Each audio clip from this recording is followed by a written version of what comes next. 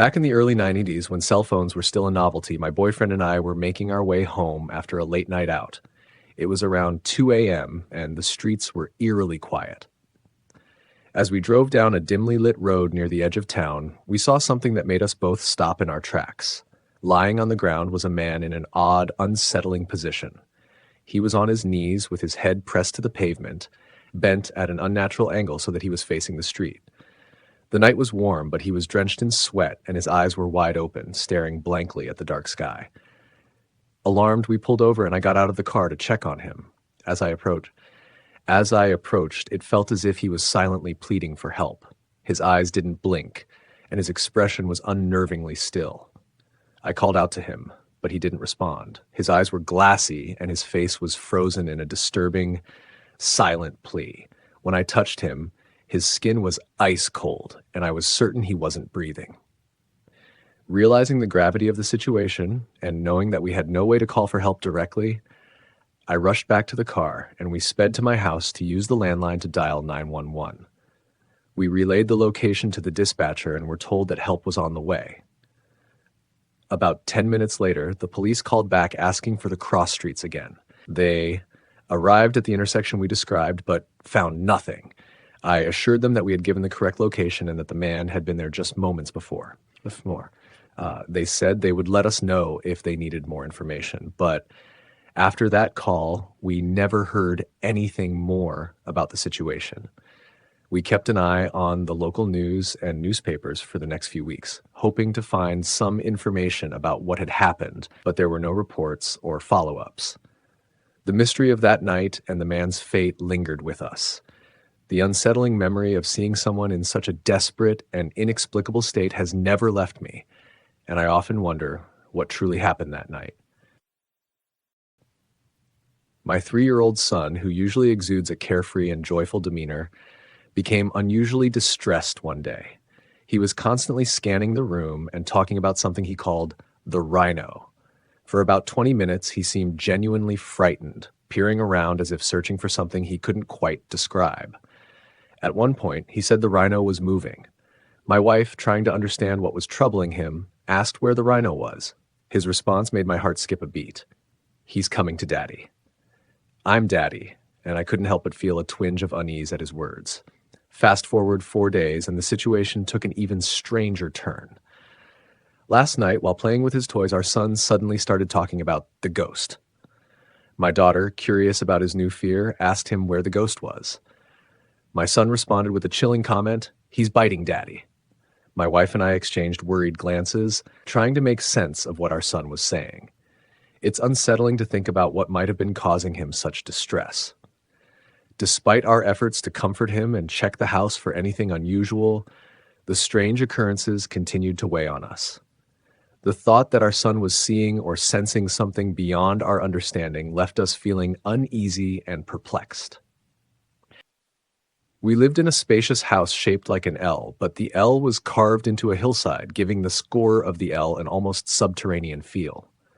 The lower part of the L was built into the hill, creating a basement-like area with windows that peeked out, while much of it was either embedded in the hillside or nestled beneath another floor. Starting at age 13, I had the room in the lower part of the L.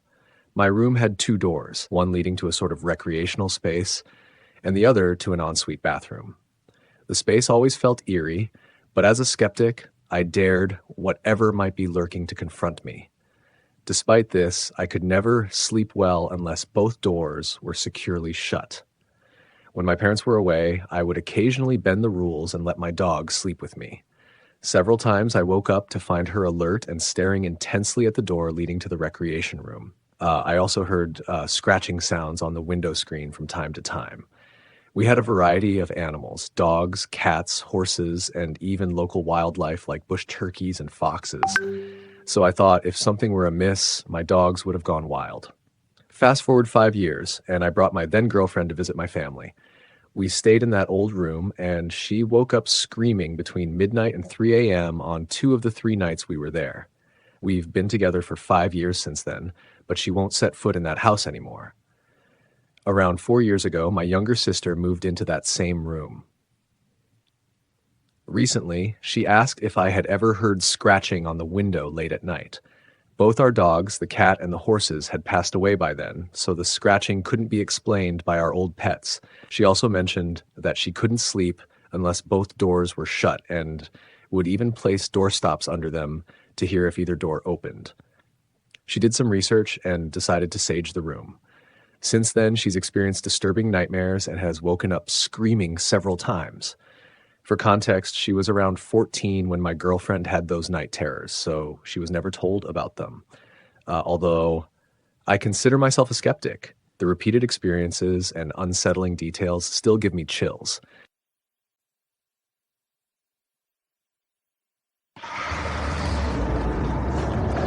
I was cruising down a remote country road in northern Alabama on my motorcycle, a sleek 750 Vulcan, when I noticed an ambulance heading in the opposite direction. I pulled over to let it pass, but as I did, a pickup truck pulled in behind me. Glancing in my rearview mirror, I saw the passenger door open and a man with a baseball bat start marching towards me. Without hesitation, I dropped the bike into gear and took off. What followed was an adrenaline-fueled chase that felt like it lasted an eternity. The pickup truck was relentless, tailing me closely for about 20 minutes. The road was unfamiliar, and my bike wasn't built for high-speed cornering, so every turn was a gamble. I blew through four-way intersections, desperately trying to put some distance between us. Despite my efforts, they were determined to catch me. Eventually, I managed to head towards a busier highway, hoping to blend in with the traffic and lose them. However, as I reached a bridge, traffic came to a halt. The truck was now just 3 cars behind me, and I knew that if I could just get back to the highway, I could outrun them in a straight line. I saw the passenger weaving through the stopped cars, so I made a risky decision to lane split, which is illegal in Alabama, and shot up the on-ramp. I opened the throttle waddle wide and not looking back. I never returned to that area. As far as I can tell, it was a completely random attack with no apparent provocation. Before the ambulance passed, I hadn't seen another vehicle for a while. I wasn't speeding excessively, and my bike's exhaust wasn't particularly loud. I count myself incredibly lucky for escaping that situation. I'm a bit on the shorter side, standing around 5'6" and weighing about 160 pounds at most. A few years back, I didn't have my driver's license despite being well into my 20s. A close friend of mine, who also lacked transportation, suggested we meet halfway for a late-night hangout. We each planned to walk about 5 miles to meet in the middle. On a chilly winter night at 3 a.m., I set out in a black jacket with my hood up. As I was making my way along the main road, a car pulled into a parking spot right behind me, just a few feet off the road. The vehicle was a bit awkwardly positioned, almost halfway into the street. At first, I thought maybe someone was stopping to offer me a ride, but I wasn't about to accept any rides from strangers. I kept walking and ignored the car, expecting to hear a window roll down or some sort of communication, but nothing happened. The car remained stationary, with its interior completely dark, though I could just make out the silhouette of a large man inside. I don't usually get easily spooked, but something about the situation felt off. My heart began to race, and I could sense a growing tension in the air. I stopped and turned to face the car, feeling that the driver was watching me intently. I could see the reflection of the dashboard light in the man's eyes, indicating he was definitely looking my way. I held his gaze, waiting for him to say something or make a move, but he just sat there in an almost eerie silence. It was the kind of menacing calm you only see in movies. I gave a slight wave to acknowledge that I saw him, hoping for some kind of interaction. Still, he remained motionless, continuing to stare. After a few moments, I heard the car slowly begin to roll in reverse. I turned to keep facing it, but continued walking backward. The car crept closer, and as I stood still, I pulled down my hood, preparing for him to pass. Instead, the vehicle came to a stop right beside me, and the passenger side window rolled down. We locked eyes. No words were exchanged. Before I could even say hello, the man grimaced and abruptly accelerated away, disappearing into the night. The whole encounter was unsettling, and although it might not seem like much on paper, the intensity of that moment stuck with me. I haven't experienced anything like it since. I used to work the afternoon shift at a small cafe and convenience store in Dune Hollow, one of the quietest, most peaceful towns in the area. My shifts were from 2 p.m. to 11 p.m., and while the pay wasn't great, it was a good gig for a college student. Most nights were uneventful, a few regulars grabbing coffee after work, some tourists passing through on road trips, and the occasional chatty local wanting to kill time. Nothing unusual, and certainly nothing that prepared me for the night that everything changed. It was a Thursday evening, about an hour before closing. The street outside was unusually quiet, not a single car passing by, and the only sound inside was the hum of the refrigerator. I stood behind the counter, absent-mindedly scrolling through my phone, waiting for the clock to hit 11. That's when the door swung open, the small bell above it jingling. I looked up and saw a man walk in. He wasn't someone I recognized, but in a town like Dune Hollow, new faces weren't uncommon. He seemed a little disheveled, unkempt hair, a ragged coat that hung loosely off his frame, and shoes that were caked in mud. There was something about him that made me uneasy, but I couldn't put my finger on it. He wandered through the aisles, not picking anything up, just looking around, almost as if he wasn't sure why he was there. His movements were slow and deliberate, like he had all the time in the world. I glanced at the clock, 10 more minutes, and I'd be out of here.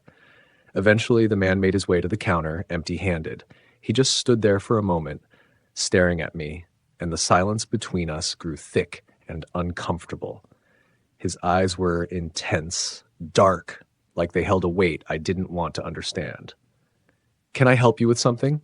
I asked, trying to keep my voice steady. He didn't answer right away. Instead, he leaned in slightly, eyes never leaving mine. Then, in a voice that was calm but unnervingly serious, he asked, "Are you enjoying your last day on Earth?" I froze. My brain didn't quite register what he had said at first, and for a second, I thought I misheard him. My mouth went dry as I stood there, processing the words. "Excuse me?" I managed to say, my voice barely above a whisper. He just smiled, a strange, knowing smile that made my skin crawl, and without another word, he turned and walked out of the store. The door closed softly behind him, the bell's jingle sounding almost distant in the eerie quiet that followed. I stood there, heart racing, my mind spinning with questions. What did he mean by that? Was it some kind of joke? A weird prank? My instincts screamed at me to lock the door and call someone, but instead, I found myself rooted in place, too shocked to move. After a few minutes, I shook off the paralyzing fear and rushed to the door. I peered outside, but the man was gone. The street was empty, not a soul in sight. I quickly locked up, flipping the sign to closed, even though it was still a few minutes before 11. My hands were shaking as I gathered my things, ready to leave as fast as possible. The entire walk home, I kept glancing over my shoulder, feeling like someone or something was watching me. Every shadow seemed darker, every noise more ominous. The words he had spoken echoed in my mind, refusing to fade.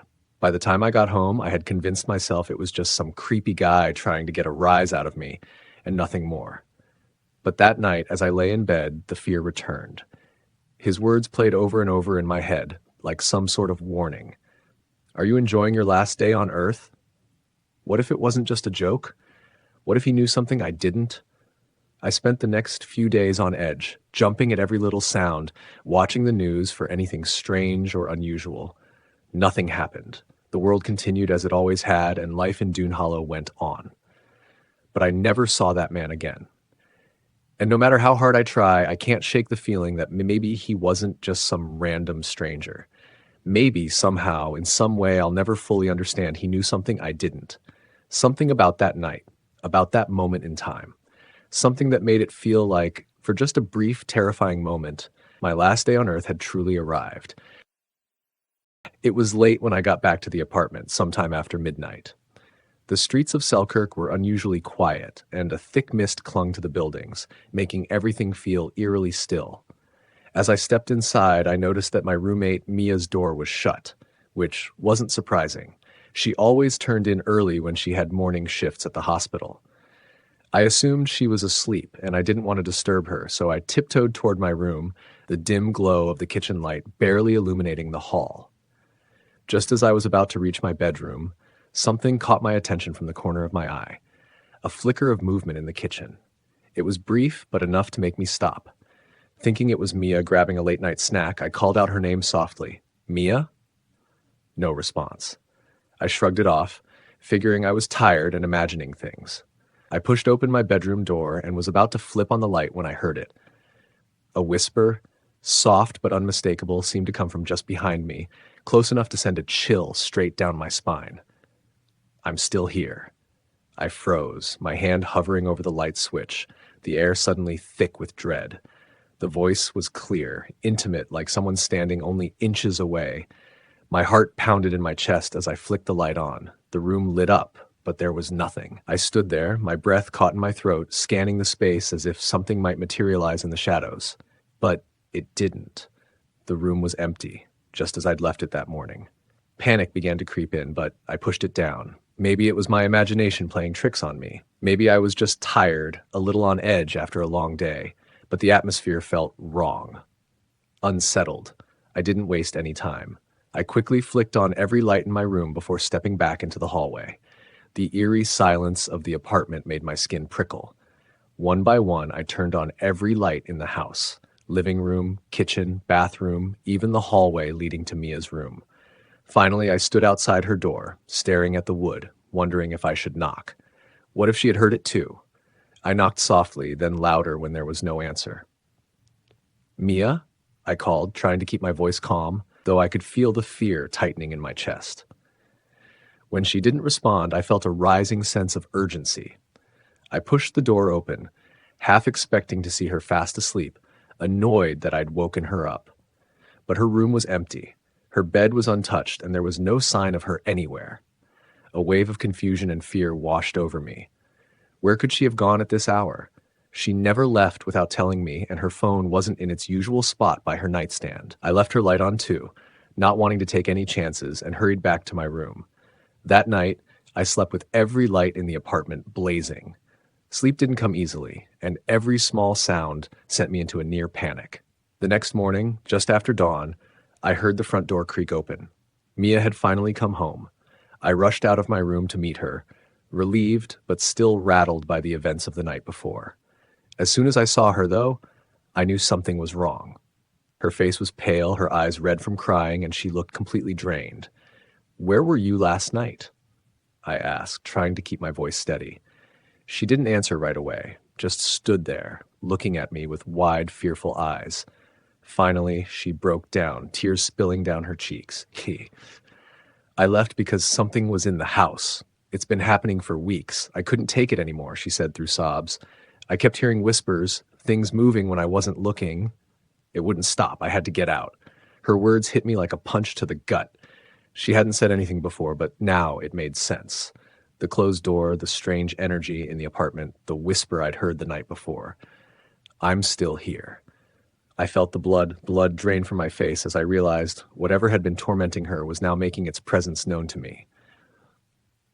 What did it say to you? I asked, my voice trembling. Mia wiped her tears, her expression haunted. It always said the same thing. I'm still here. Those words echoed in my mind, the same words I had heard whispered in the darkness of my room. We both stood there, knowing neither of us was imagining it. Whatever it wasn't just Mia's problem anymore. It was here, and it wasn't going anywhere. From that day forward, we never felt safe in the apartment. Every night, the lights stayed on. Every creak, every whisper kept us on edge, a constant reminder that we weren't alone in that place, and no matter what we did, the feeling of being watched never left. It was an ordinary Saturday afternoon at the bustling Maplewood Market, where my wife, Naomi, our 3-year-old son, Oliver, and I had just finished shopping. The food court was packed with families enjoying their meals, and the air was filled with the chatter of conversations and the clatter of trays. We found a table near the corner, surrounded by other parents and children, and sat down to enjoy a quick bite before heading home.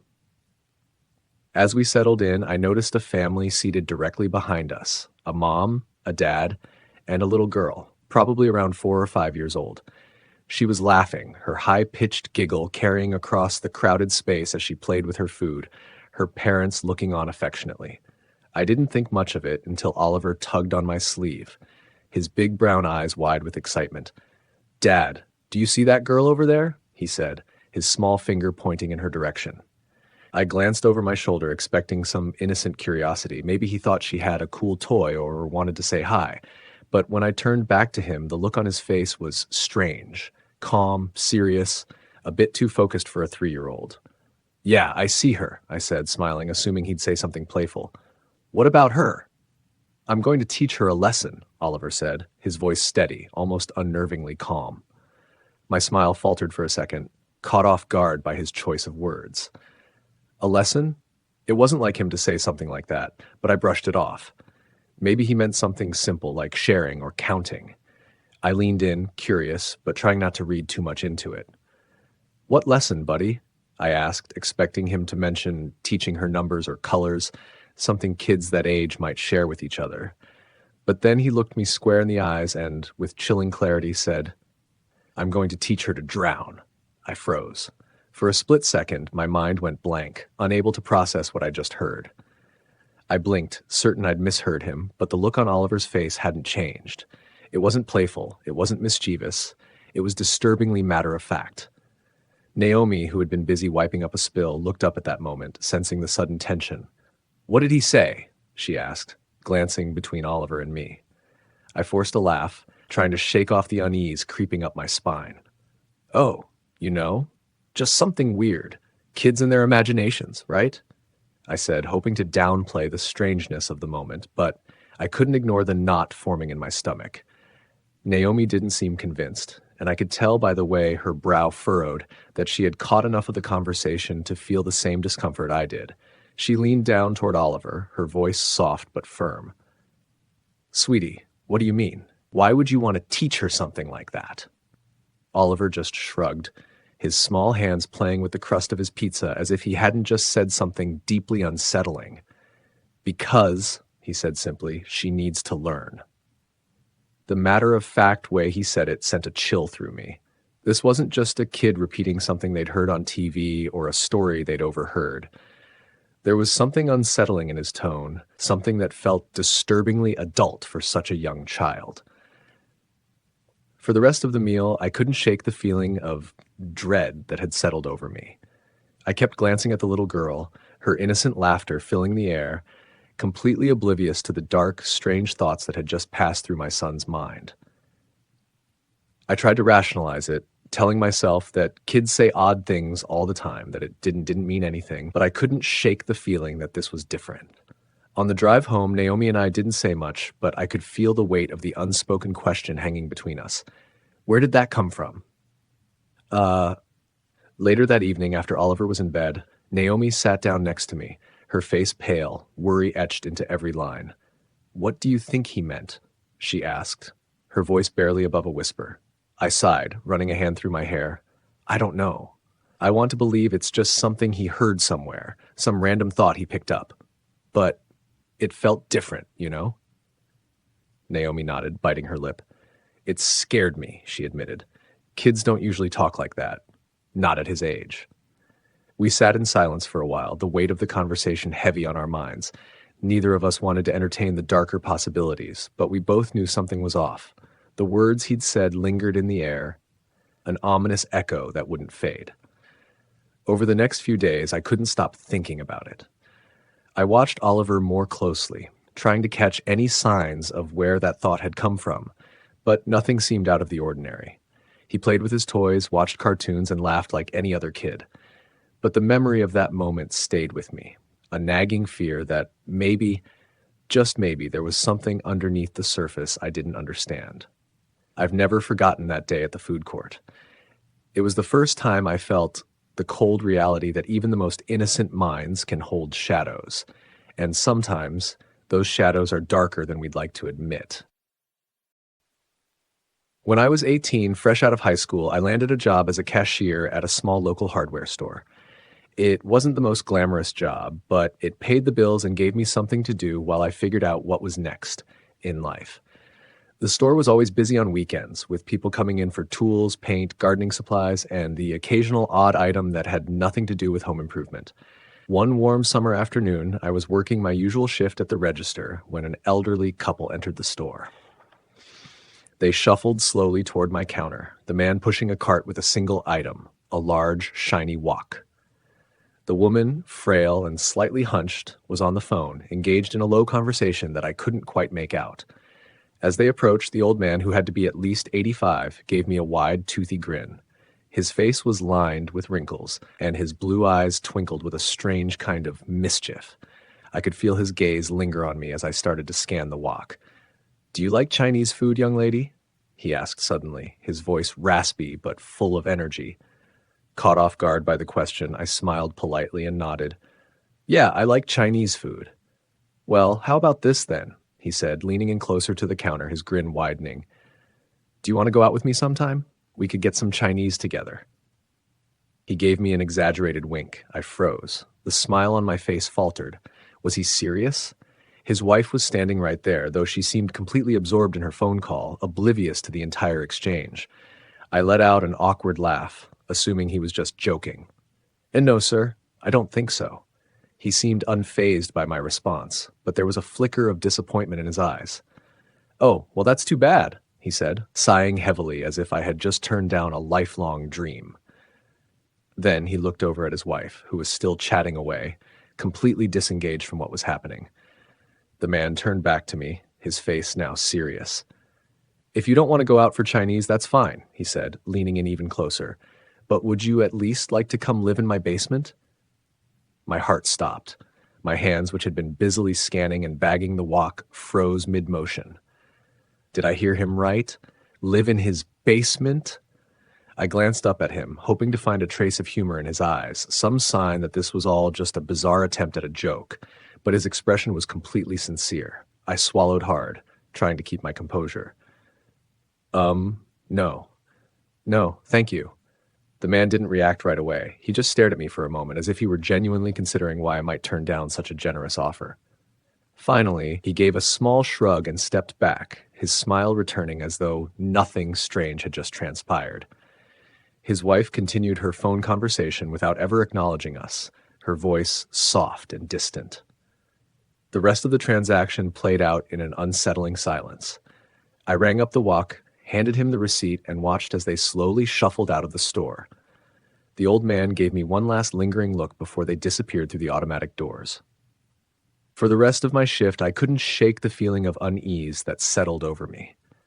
I tried to rationalize it. Maybe he was just messing with me. Maybe he was one of those elderly people who didn't quite understand how uncomfortable they could make someone with their outdated sense of humor. Or maybe, and this thought gnawed at me even more, he wasn't joking at all. Maybe he was serious, or maybe something was going on with his mind for some form of dementia that made him think that kind of offer was normal. But what disturbed me the most was the sincerity in his voice when he asked me to come live in his basement. It didn't feel like a joke. It felt predatory. Over the years, I've thought back to that moment many times. I've wondered what would have happened if I had agreed, if I had followed that old man to his house, to his basement. Would his wife have noticed? Did she know what he was up to? Or was she oblivious to everything? Or worse, was she in on it? Thanks for watching. Don't forget to subscribe to the channel, like, comment, and share the video. See you next time.